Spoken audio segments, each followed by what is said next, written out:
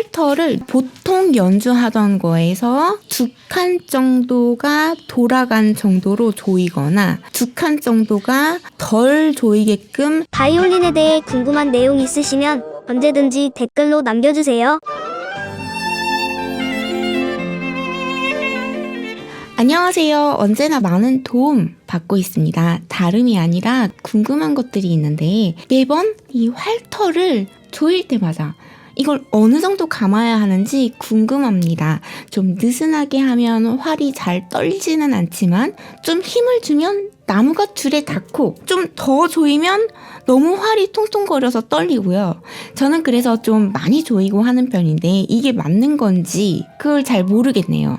그리고 답변해 주시는 김에 활 고르는 법이랄까? 가벼운 거, 무거운 것의 차이, 단단한 것과 부드러운 것의 차이 등등. 제가 가볍고 싼 게 있는데 나무 느낌은 이게 더 저한테 맞는데 좀 비싼 건 뭐 그래봐야 700불 정도? 이것도 그래도 비싼데? 상대적으로 무거운 대신 털이 좀 좋은 것 같아서 확실히 소리는 잘 납니다. 대신 좀 버겁죠. 그럼 가볍고 좋은 털을 가진 것으로 좀 비싼 걸 다시 사야만 하는 것인지 궁금합니다. 이렇게 말씀을 주셨어요. 이제 또다시 활에 대한 질문인데요. 그래도 지금까지 저도 보니까 활터를 어느 정도로 이렇게 조여야 하는지 이런 이야기를 저도 유튜브에서 본 적은 없는 것 같아요. 제가 이거를 어느 정도로 이야기를 해야 맞는지 잘 몰라서 그냥 한 이 정도라고 생각을 했어요. 활터를 어느 정도로 조일 것이냐.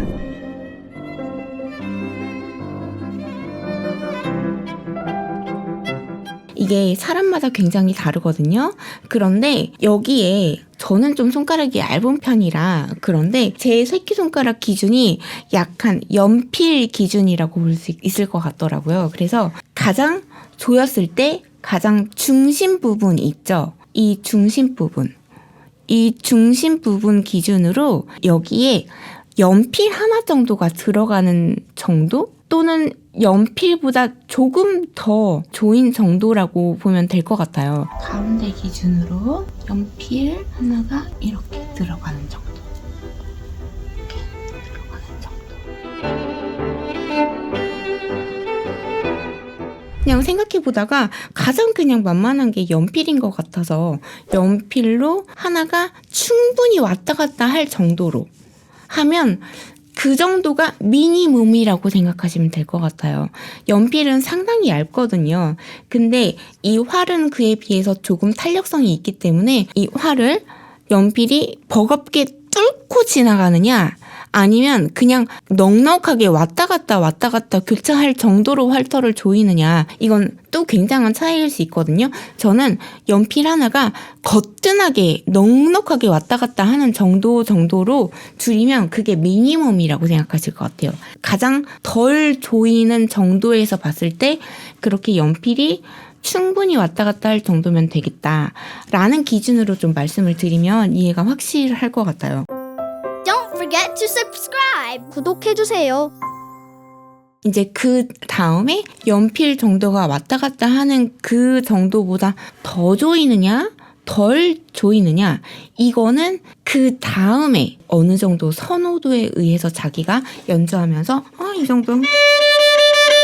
이 정도 하면 충분히 탄력이 있어 아니면 뭐 조금 더 조여가지고 이게 더 탄력이 있어 이렇게 선호도에 의해서 이제 그 다음에는 정해지는 건데 그냥 가장 보편적으로 이야기했을 때는 연필 하나 정도로 조이면 된다고 일단은 말씀을 드리는 게 가장 정확할 것 같습니다. 그리고 나서 와중에는 좀 스타카토가 많거나 모차르트처럼 짧은 그리고 부드럽게 레가토로 이어지는 로맨틱한 낭만파 음악들 있죠. 이런 약간 선율 위주의 곡들을 할 때는 살짝 활을 이 나사가 사실은 동그란 것도 있고 이렇게 각진 게 있거든요. 그럼 하나, 둘, 셋, 넷, 다, 일곱, 여덟. 팔각형인데요. 약간 활터를 내가 보통 연주하던 거에서 이거를 2칸 정도가 돌아간 정도로 조이거나 2칸 정도가 덜 조이게끔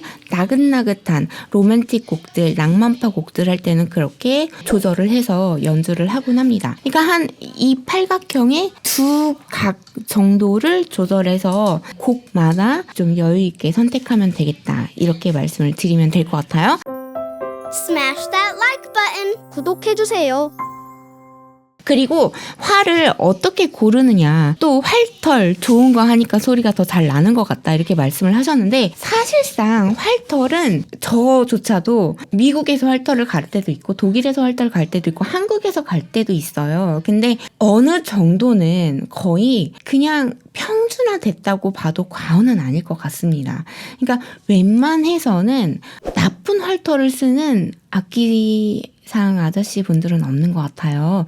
그러니까 활털이 좋아서, 활털이 안 좋아서 바이올린 소리가 나빠지거나 활이 제 능력을 하지 못하거나 하는 적은 거의 없기 때문에 활털 탓은 우리가 할 필요가 없다고 생각해도 과언이 아닐 것 같습니다. 단지 활털을 바꿀 때 제가 바이올린 꿀팁 시리즈에서 특히 입시 시리즈에서 많이 언급을 한 건데요. 이 활털 바꿀 때 저 같은 경우는 좀 이렇게 과격하게 활을 쓰는 스타일이잖아요. 근데 대부분의 솔리스트로 활동하시는 분들이 좀 많이 그렇게 무대 위에서는 과격하게 활을 써야 되는 특히 그런 곡들이 있어요. 그래서 가능하면 그냥 활털을 갈아달라고 하지 않고 활털이 많이 닿는, 비교적 항상 제일 먼저 닿고 제일 피아노일 때까지도 쓰는 이 오른쪽 면, 그러니까 내가 활을 뒤집어서 봤을 때는 왼쪽 면이죠. 활을 연주하는 나무 기준으로 봤을 때는 오른쪽 면이고, 내가 뒤집어서 활털을 봤을 때는 왼쪽 면. 네, 조금 한 20-30% 활털을 더 대달라고 부탁을 드립니다. 그러면 좀 평균 우리가 쓰는 것보다 활털을 이쪽 방향에 한 약 4분의 1 정도의 활털을 조금 더 많이 배치함으로 인해서 조금 활털 가는 시기가 20-30% 늦어진다고 보면 되겠더라고요. 그렇게 한다는 점 말씀을 드리고요. 활 고르는 것에 있어서는 제가 한번 전문적으로 좀 자료를 좀 몇 개 모아가지고 말씀을 드리려고 자료 수집 중이니까 조금만 기다려주세요. 그럼 여기까지 이 질문에 대해서 답변이 조금이라도 되었으면 정말 좋겠습니다.